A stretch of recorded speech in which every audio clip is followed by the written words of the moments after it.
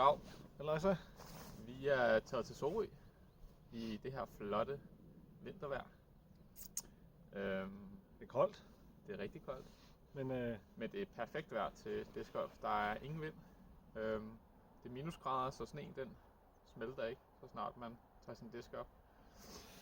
Så der kommer nok heller ikke til at være super glat. Og vi har taget en kost med.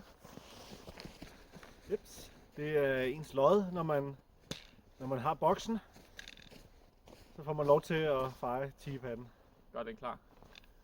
Vi har begge to været her To gange, tror jeg. 2 gange. I sommers. Ja. Ja, foråret måske. Ja, så det vil være noget tid siden. Men vi gennemgår banen fra gul tee, Jeps. og så spiller vi om Flemming, ligesom sidste gang. Ja. Ja. Jeg har hørt, at han føler sig lidt ensom hos dig. Så Ja. han må gerne komme tilbage. God vind. Lige måde. Det var ikke sjov. Hul 1, par 4, 138 meter. Vi har tee-boksen lige her. Og så har vi kurven. Ja, 138 meter nede. Den står på en lille bakke, men altså, nu er det jo sne, så jeg tænker ikke, der er at ikke- til at rulle. Ikke meget rollaway i hvert fald. Og ribbon disk. Raider. Okay, så prøver vi lige en anden ting her. Prøv lige at gøre dig god.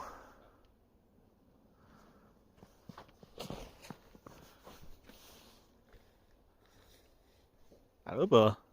Flot. Meget bedre. Ja. Den Raider kunne vi godt lide. Jeg prøver med en ny destroyer her.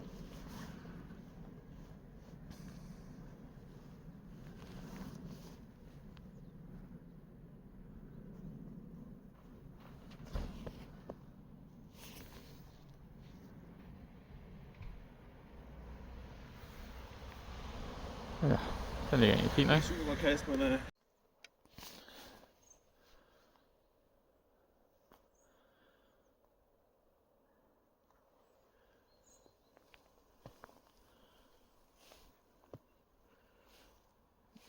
En lille tester måske, til at starte ud med.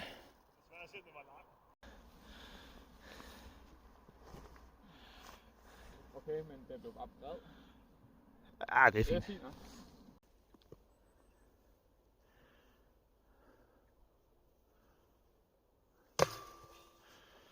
Ja. Kom igen.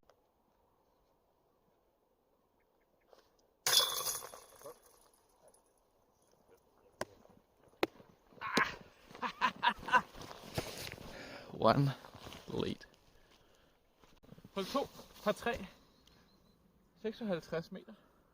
Vi har kurven nede bag alle træerne. Og nede ved kurven, der er...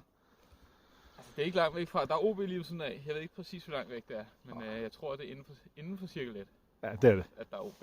Ja. Så ja. Spray and pray. Prøv at få noget igennem, eller kan jeg slappe over.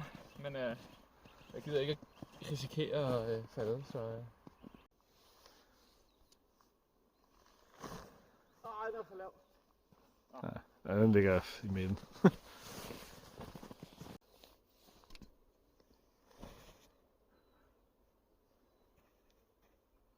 Okay.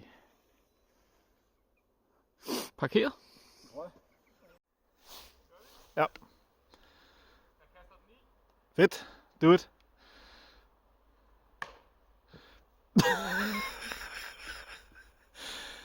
Hvis I ikke kunne høre det, så sagde han lige, at han ville kaste den i. Det gjorde han ikke.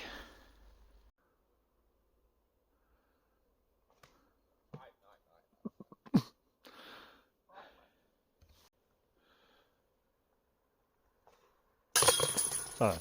Super. Ja. Alex indtager føringen for The Battle of Fleming. Oh yeah. Oh yeah. Det er godt at se, at han øver sig. Han træner til verdensmesterskabet i curling. Ja. Hold 3, par 4, 131 meter. Jeg vil gerne lige ud og skarp ned i nærmest en, hvad kalder man sådan en julestokform.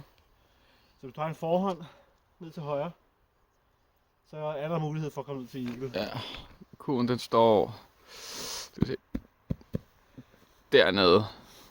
Jeg skal ikke lige fokusere på mine fingre. Men nede bag træerne der. Så vi prøver med en forhånd.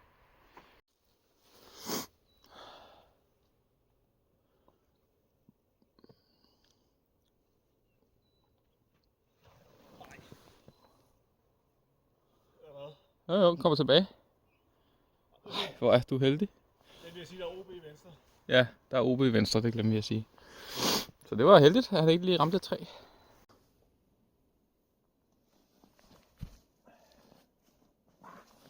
Godt bud.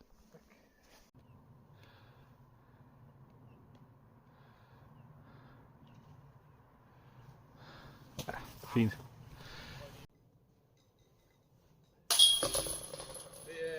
Det synes vi er ret grineren. Eller vi synes det er grineren. Så er det Belly.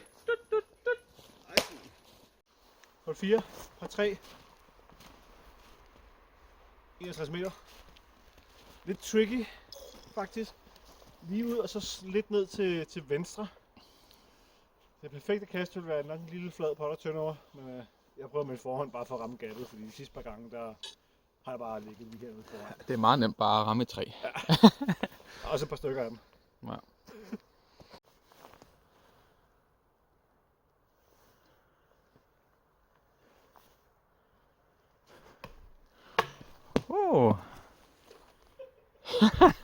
Som vi sagde, det er meget nemt at ramme træer.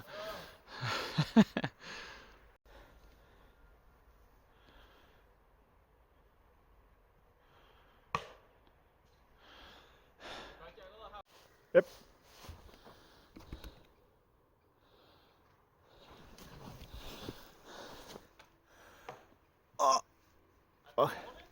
Ja, men det er meget godt.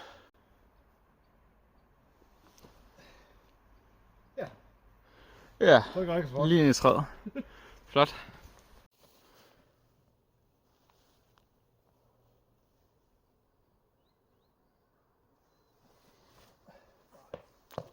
Godt træ.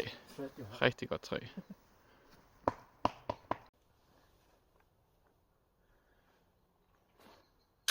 Okay.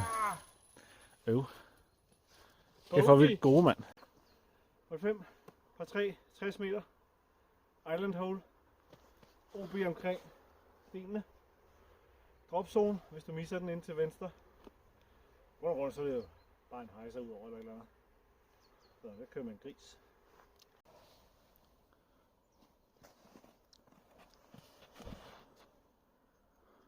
Den går ned. Det var nok en god sten. Ja, det var også. Et stykke rhino udover. Lige i kurven. Lige i kurven. Ej, nu skal den højt op. Ja. Skal vi prøve? Altså, jeg gik efter den, men fejlede rimelig hårdt. Ja, vi prøver.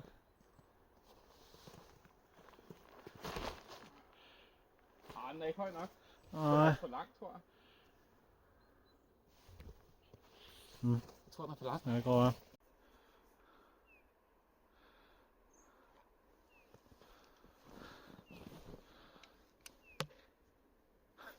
god sten.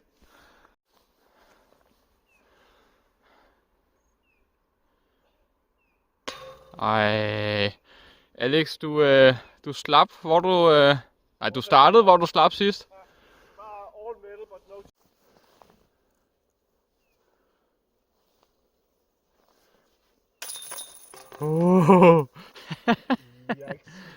Vil du lige tage min?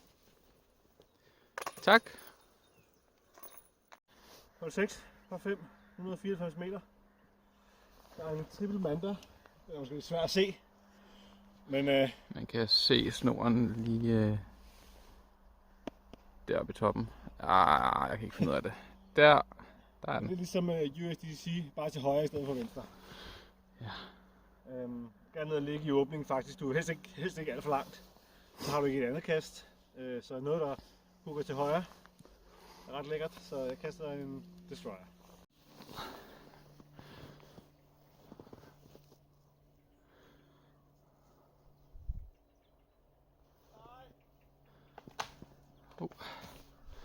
Not good. Men han ramte det mest ikke. Han landede ikke inde i træerne. Det er altid noget. Niklas han kører en Lucid Ice Fælderen. Rimelig overstabil.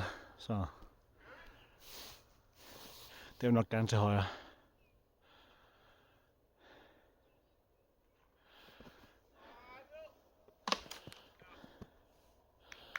Ja, det er okay. Ja.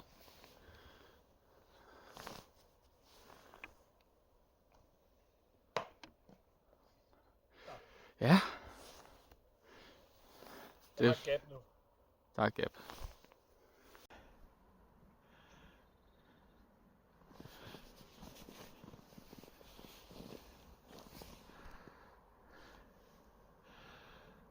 Flot.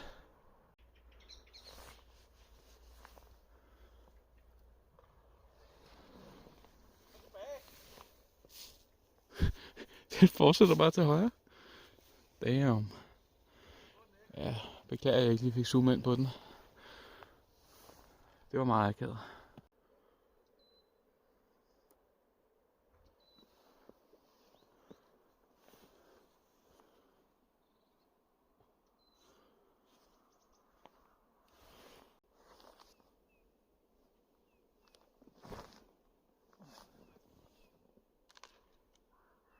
Ja. Tap ind. Og det er med T-bøtten. Yep. Good old. Og vi siger tap ind til Ja, tak. Alex.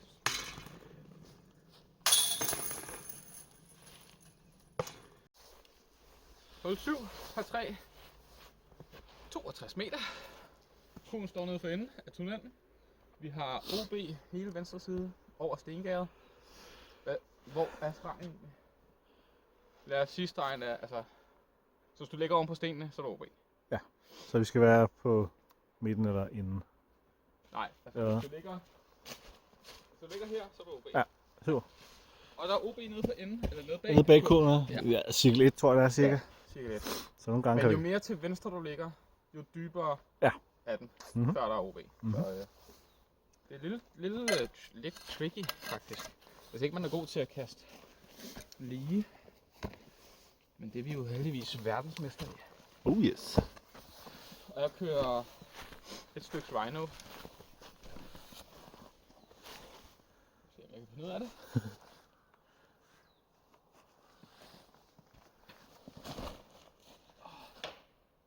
Are you kidding me? Det kunne han ikke. Shit, mand. Så prøver jeg med en rock.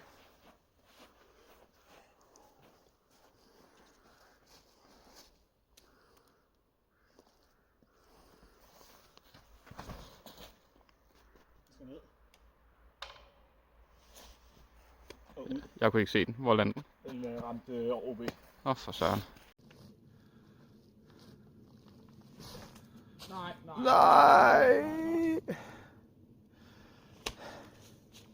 Hold kæft, det går godt i dag. Det er vejrets skyld. Ja.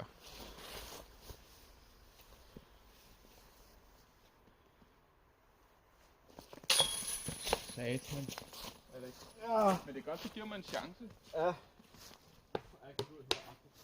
Ja, det. Og der kan være stå i vejen. Fuck, mand. Okay. Hul 8, par 4, 129 meter. Vi skal ud igennem double mandatoryen her. Jeg tror, det er double manda. Ja. Ja, hvorfor skulle man gøre andet? Så skal vi derned af, og så er der 2 fairways. Man vil helst gerne ind igennem den første. Der er nok, hvor langt er der ned? 70? Ja, 70 meter, max. 80 meter, ja. Og så skal vi ind i skoven.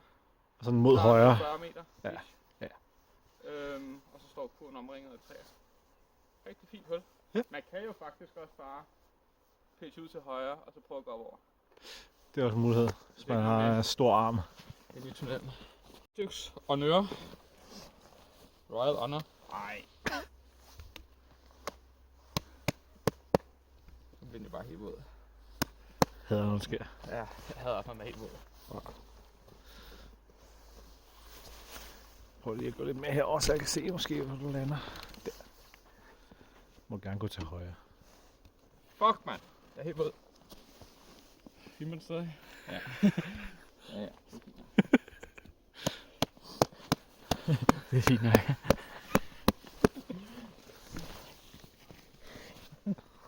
Okay, vi kører. Finally. Nej, den er kort. Ja, lidt tidligt måske. Kom den ned? Det kunne jeg ikke se. Den er inde i skoven. Nice. Ja, jeg får også komme lige ud og lidt til venstre måske. Seabird.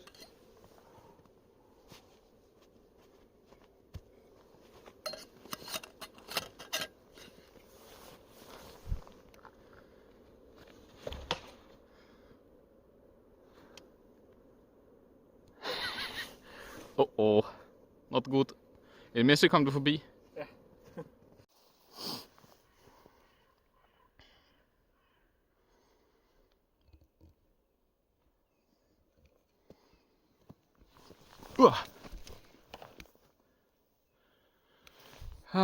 Jeg ved ikke lige, om jeg fik det med.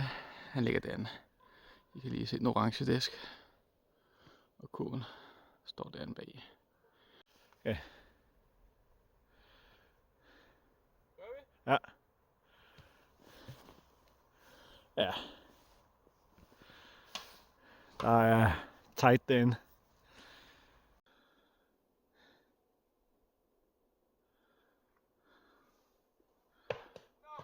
Kom her.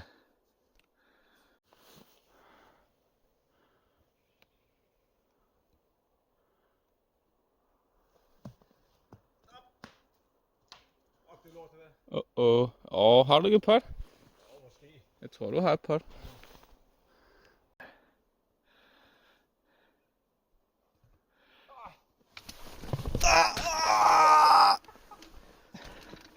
My balls! Det var heldigt. Det var godt.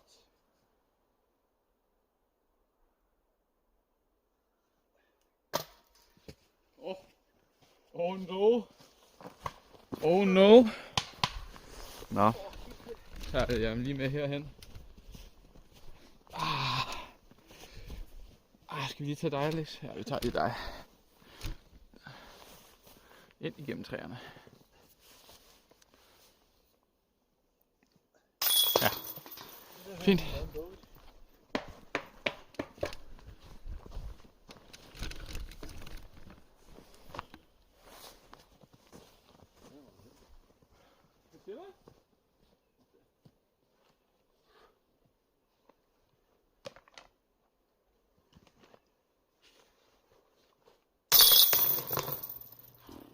Hvor er vi gode i dag, mand.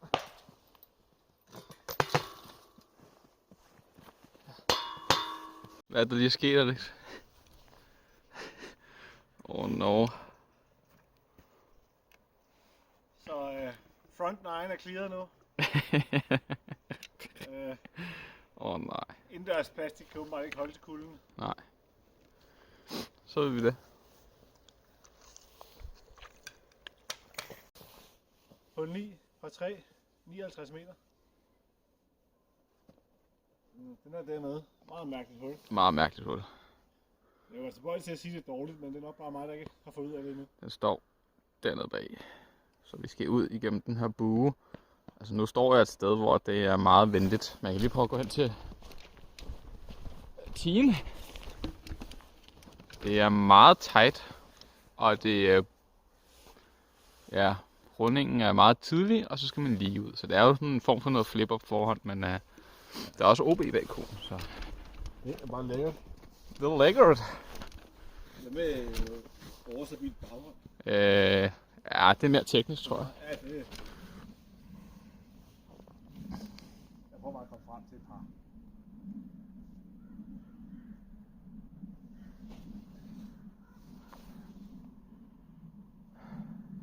Var det et dårligt hul, Alex? Ja, måske. Det kan være på, at man sætter pottet. Flot. Nej. Hold helvede. Der kan man tydeligt se, at lyserød, det er åbenbart farven, der virker her. Nå.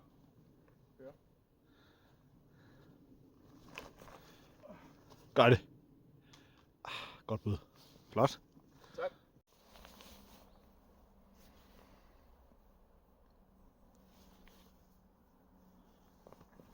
Og så. Nej. Jeg tror, den satte sig. Igen. Ja. Kom igen.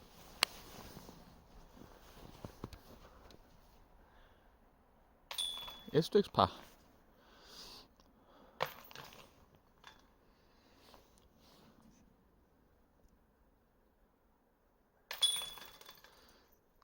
Par. Hul 10. Par 3, 81 meter. Lige ud med et low ceiling, lige tæt på kurven. Så man gerne have noget, der måske kan glide lidt derned. Eller også hvis man har en giga-arm, så kører hejser forhånd ud over. Det kan man også. Ja. Det har jeg ikke. Så, Jeg tror, jeg prøver flexen. så jeg prøver noget understabil fairway. 1 IT, whatever.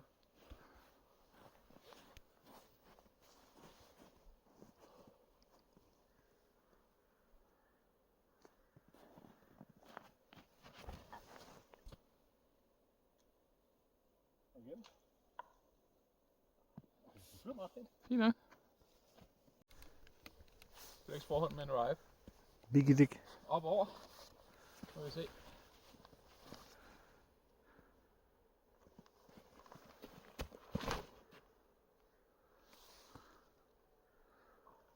Kort. Ja, der er pot. Altid nose op. Ja, jeg tabte den lidt.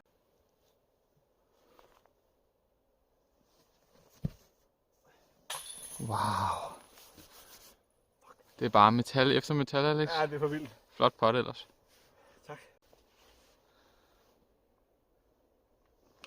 Jeg faldt bare ud af min hånd. Ja.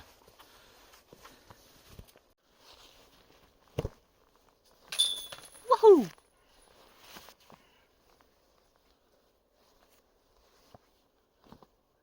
Woohoo! Wow, det var flot. Det kan være det, som du skal pot. Ja, det Så tjener de ikke ud. På 11, par 3, 96 meter. Der er en manda over til højre. Der er lidt forskellige muligheder. Skiltet på det sidste træ til højre. Og kurven står der. Jeg tror, jeg prøver at gå noget turnover igennem første gap. Det bringer mandaen lidt mere ud af spil. Med 3. Du går lige til venstre, når du har kastet.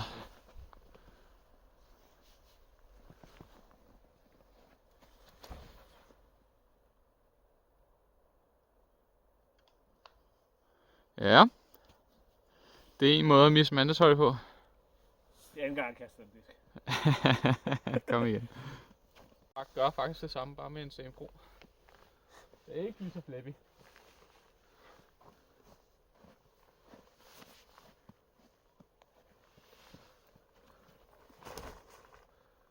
Og vi? Fint. Nydeligt. Der er pot.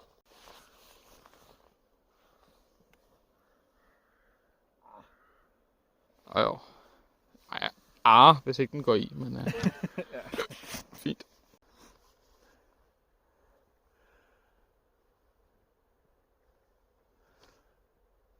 Nej, kom igen. Hul 12. Par 3. 106 meter. Den, det er nok det, altså rent distance og kastmæssigt er det nok det sværeste på banen, tror jeg. Ja, passer meget godt. Der er en manda. Der er mandatory, og vi skal op ad bark, og vi skal have den til at tynde over, medmindre man har en lang forhånd. Ja, det er nok bare at spille efter par. Det tænker jeg. Og så har vi OB her venstre side, hvis man af en anden årsag kaster den 90 grader til venstre for sig. Ja. Det satser vi ikke på. Nej. Og drop solen op ved træet.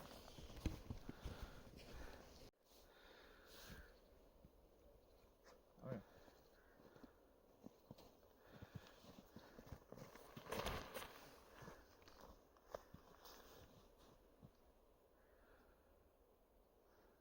Cirkel 2, tror jeg. Ja, jeg tabte den. er vi 1 igen. Ja, jeg kastede en Grace. Det er hul her.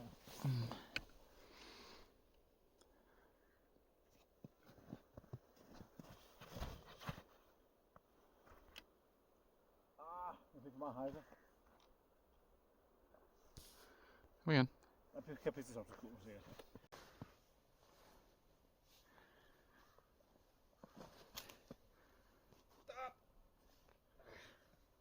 Opad.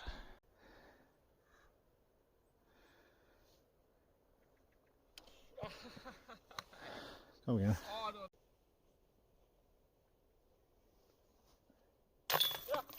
Endelig et pot.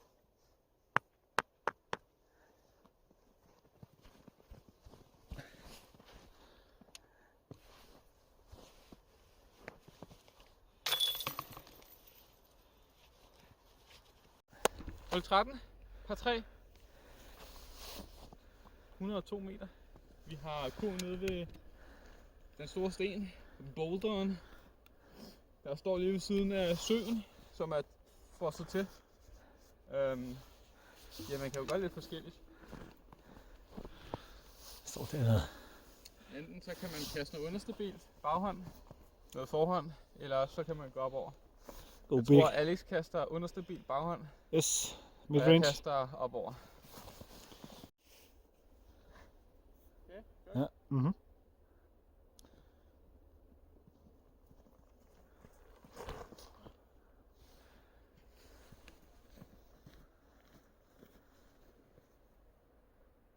Wow, det var Hold op, lidt kort.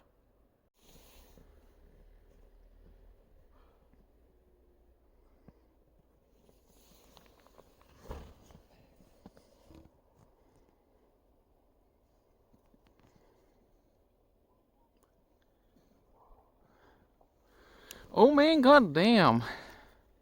Flot kast. Tak. Kom igen.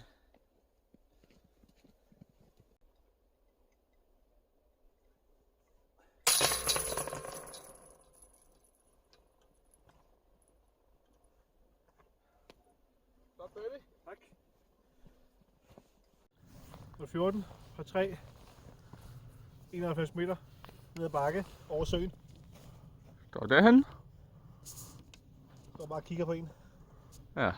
Så jeg tænker at tage en bred hejser, T-bird.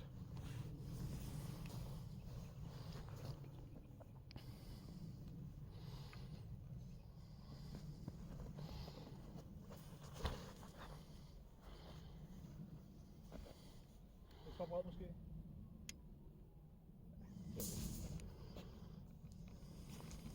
Jeg gør det samme. Bare med en Glory. Det skal måske være lidt fladere. Ja, lidt måske.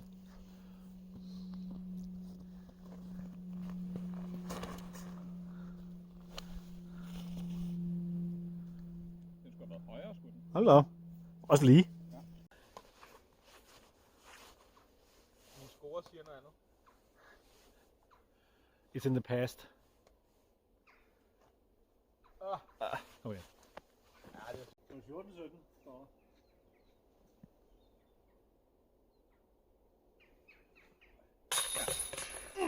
god birdie. Tak. Altså, Meget vildt, mand.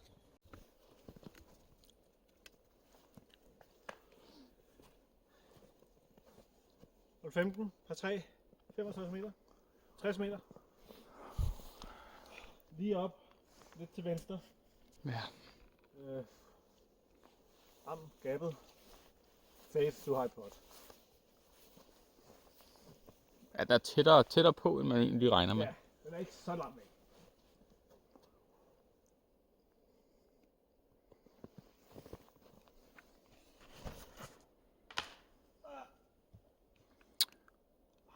Flemming, kom til mig.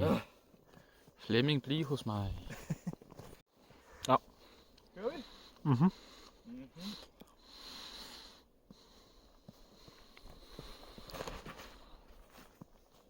Yep.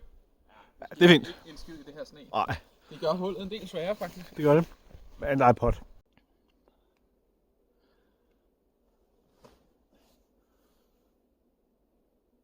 Ja, det så fornuftigt ud. Det går.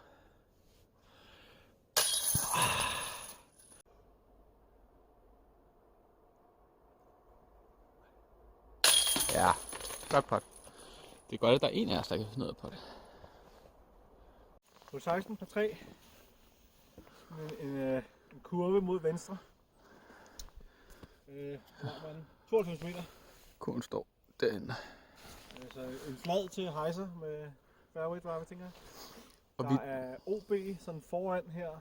Ja, vi tier over fra OB. Vi tier over for OB, ja. Så man skal lige et godt stykke ind, før man er inbounds. Og så er der OB på venstre side hele vejen hen til kurven. Ja. Ja, jeg tager en T-bird.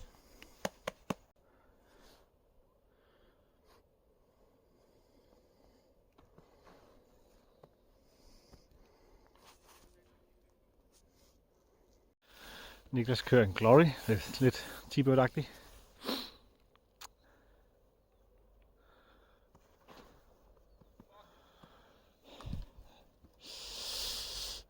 Og han er desværre OB. Det betyder, at han skal til dropzonen, som er lige der. Som er et lidt mere ligekast.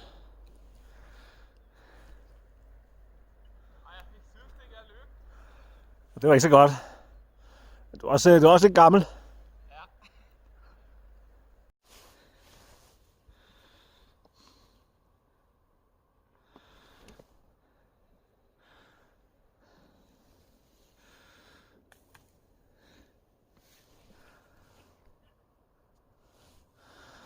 Nej.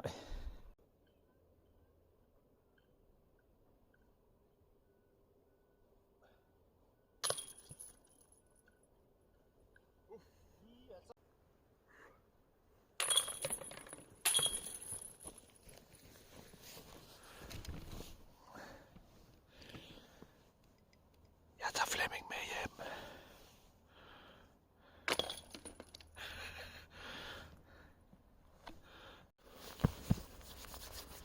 Hold 17, par 3, 55 meter. Lige ud i gabet. Super svært hul. Mega svært. Hvis du lige rykker dig og prøver at zoome ind på kurven. Står der noget for enden.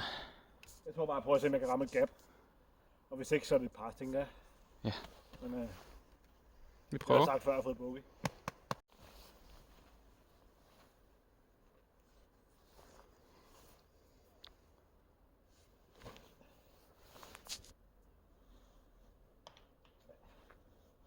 Og lige pot. Et lille pot. Den er parkeret, mand. Jeg tror faktisk, det var okay. Den er parkeret.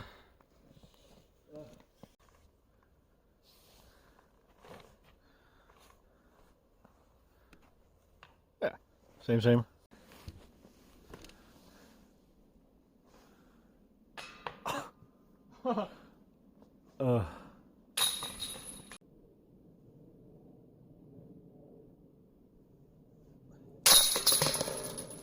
Pow. På 18 fra 4, 150 meter. Der er OB på parkeringspladsen. Så vi skal faktisk bag anden stenrække for at være inbounds. Yep. Og så skrumper Kurven står der. green, den skrumper lidt ind. Så det er lidt, ikke island, men det bliver lidt mindre. Ja. Så kører jeg nok bare op og væk, og så ind til en forhånd eller et eller andet måske. Yep. Kører T-bird. Og der er dropzone, hvis det er, vi går OB. Ja. Der er dropzone lidt længere ned ad fairwayen.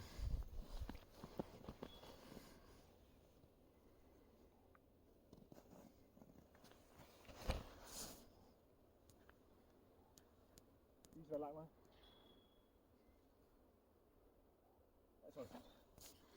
Flot. Raider. Jeg prøver at gå efter den. Den famøse eagle. Hvis jeg kan. Han ligger der før. Har distancen i hvert fald.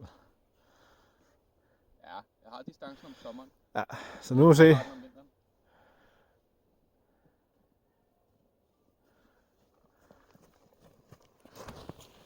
Uha! Griplocket. Okay, den er lige ud langs kanten. Jo.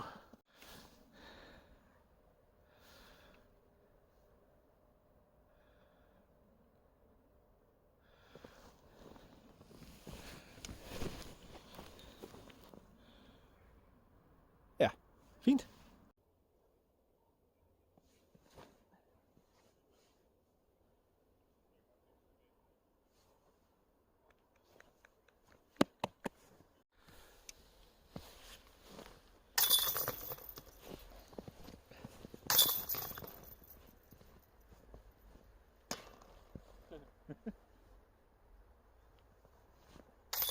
Så var jeg helt sveden i kroppen.